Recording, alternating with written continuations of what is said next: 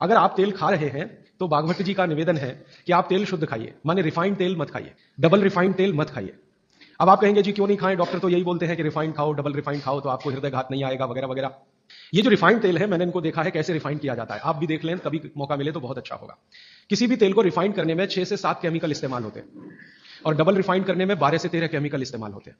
वो सब केमिकल मनुष्य के द्वारा बनाए गए हैं प्रयोगशाला में। भगवान का बनाया हुआ एक भी केमिकल तेल को रिफाइंड नहीं कर सकता।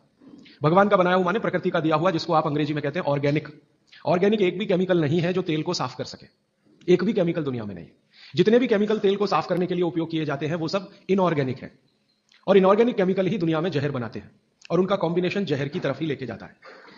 आज की दुनिया में मॉडर्निज्म के नाम पर, आधुनिकता के नाम पर जितने इनऑर्गेनिक केमिकल्स जगह जगह इस्तेमाल हो रहे हैं वो सब आपको धीरे धीरे उस तरफ ले जा रहे हैं जहां आप जहर अपने ही शरीर में पैदा कर रहे हैं। इसलिए रिफाइंड तेल, डबल रिफाइंड तेल गलती से भी मत खाइए। भागवत जी कहते हैं कि जिंदगी भर वात को ठीक रखना है, जिंदगी भर। तो वात को ठीक रखने के लिए सबसे सरल चिकित्सा वो बोलते हैं वो तेल का ही है। वो कहते हैं शुद्ध तेल खाइए। शुद्ध तेल माने घानी से निकाला हुआ तेल। अब आपके मन में दो प्रश्न आएंगे तुरंत कि शुद्ध तेल में तो बास बहुत आती है। हाँ, सीधा प्रश्न।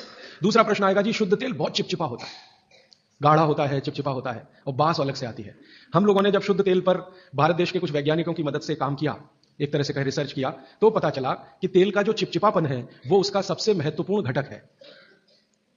तेल में बहुत कुछ होता है, जैसे मैंने आपको पहले दिन बताया ना, मिट्टी में माइक्रो न्यूट्रिएंट्स है, कैल्शियम है, आयरन है, सिलिकॉन है, कोबाल्ट है, ऐसे तेल में भी है, हर चीज में है। तो तेल का जो सबसे महत्वपूर्ण हिस्सा है वो उसका चिपचिपापन ही है। और जैसे ही तेल में से ये चिपचिपापन निकाला तो पता चला वो तेल ही नहीं बचा।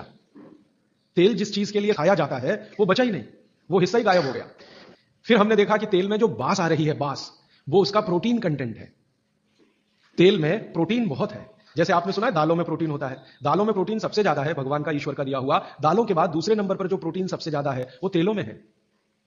तो आप जो तेल में देख रहे हैं कि उसकी बास है, वो बास जो है ना, उसका ऑर्गेनिक कंटेंट है प्रोटीन के लिए। 4-5 तरह के प्रोटीन है सभी तेलों में। आप जैसे ही तेल की बास निकालेंगे उसका प्रोटीन वाला घटक गायब हो जाता है। अब बास निकाल दिया तो प्रोटीन निकल गया, और चिपचिपापन निकाल दिया तो उसका जो फैटी एसिड है वो गायब।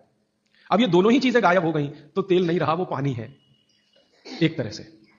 इसलिए भागवत जी ने सूत्र लिखा कि जिंदगी भर वात की चिकित्सा अगर आपको करनी पड़ जाए तो बेहतर है कि आप शुद्ध तेल खाएं तो वात की चिकित्सा ही ना करनी पड़े। और मैंने आपको सबसे पहले दिन बताया था कि दुनिया में सबसे ज्यादा रोग वात के ही हैं, सबसे ज्यादा रोग। ये घुटने दुखना से लेकर कमर दुखना, हड्डियों में दर्द, ये वात के तो रोग है ही। सबसे खतरनाक वात का रोग है हार्ट अटैक, हृदयघात। सबसे खतरनाक बात का रोग है पैरालिसिस। सबसे खतरनाक बात का रोग है ब्रेन का डैमेज हो जाना। तो ये खराब से खराब जो रोग आपकी जिंदगी में है, इनमें वात के खत्म हो जाने की या वात के पूरी तरह से बिगड़ जाने की भूमिका सबसे बड़ी है।